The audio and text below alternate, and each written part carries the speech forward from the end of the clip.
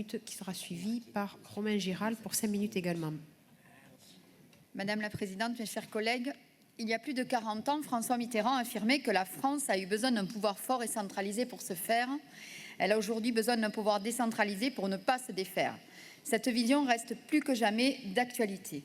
La décentralisation n'est pas une simple réorganisation administrative, c'est un choix politique majeur qui engage notre conception de la République. Face aux crises qui se succèdent, face aux fractures territoriales qui s'aggravent, nous devons avoir le courage de porter une ambition claire, redonner aux élus la liberté d'agir. Notre groupe assume pleinement cette vision d'une République des territoires fondée sur 3 piliers indissociables. Premièrement, la subsidiarité. Agir au plus près des réalités n'est pas un slogan, c'est une méthode d'efficacité. Les collectivités territoriales, par leur proximité, sont les mieux placées pour identifier les besoins et y apporter des réponses adaptées. Deuxièmement, la différenciation. Traiter de manière identique des territoires profondément différents revient à créer de nouvelles inégalités. L'égalité républicaine se construit dans l'adaptation, pas dans la rigidité. Troisièmement, l'autonomie financière réelle. Une collectivité qui agit doit pouvoir s'appuyer sur des ressources qu'elle maîtrise. C'est le fondement même de la responsabilité politique. Cette vision se traduit par des propositions concrètes. Une loi de programmation des finances locales pour garantir la visibilité pluriannuelle, la création de nouvelles sources fiscales territorialisées, un véritable pouvoir normatif pour les collectivités dans leur domaine de compétences, la reconnaissance des régions comme échelon stratégique de planification écologique. Face à certaines contributions qui prônent un immobilisme déguisé, nous affirmons qu'il ne peut y avoir de décentralisation sans courage politique.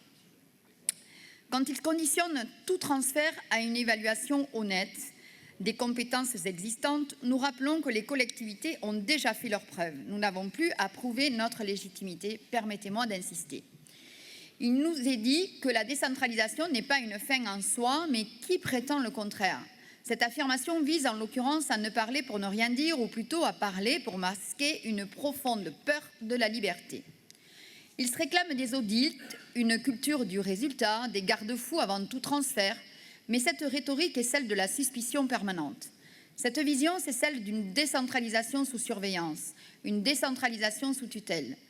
Ils évoquent le risque de fragmentation dès qu'on parle de différenciation, mais la fragmentation vient précisément de l'impuissance publique générée par le centralisme. L'égalité, ce n'est pas l'uniformité. Traiter de manière identique des territoires profondément différents, c'est cela qui crée donc ces véritables inégalités. Nous ne voulons pas moins d'État, nous voulons un État mieux placé, concentré sur ses missions régaliennes et des régions qui cessent d'être de simples guichets pour redevenir de véritables stratèges. Il est temps de passer des paroles aux actes, il est temps de construire cette République des territoires que nous appelons de nos vœux, une République plus proche, plus efficace, plus juste, qui assume pleinement que la différenciation territoriale n'est pas une remise en cause de l'égalité républicaine, mais bien la condition de son effectivité. En définitive, nous ne réduisons pas la décentralisation à une réforme de secrétariat, passez-moi l'expression. Le débat politique sur cet enjeu ne peut être réduit, comme certains l'évoquent, à la seule gestion de formulaires avec la création d'un guichet unique. Voter cette motion, c'est affirmer que nous ne voulons plus de cette recentralisation qui ne dit pas son nom. C'est dire que nous sommes prêts à assumer nos choix devant les électeurs sans le paravent commode d'un État omnipotent mais impuissant. Donc le groupe RGC votera donc cette motion pour que la République des territoires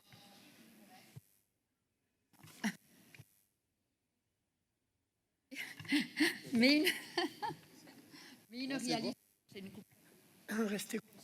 C'est pas grave. C'est la plus une promesse, mais une réalité vivante, agile et enfin respectée. Je vous remercie pour votre attention.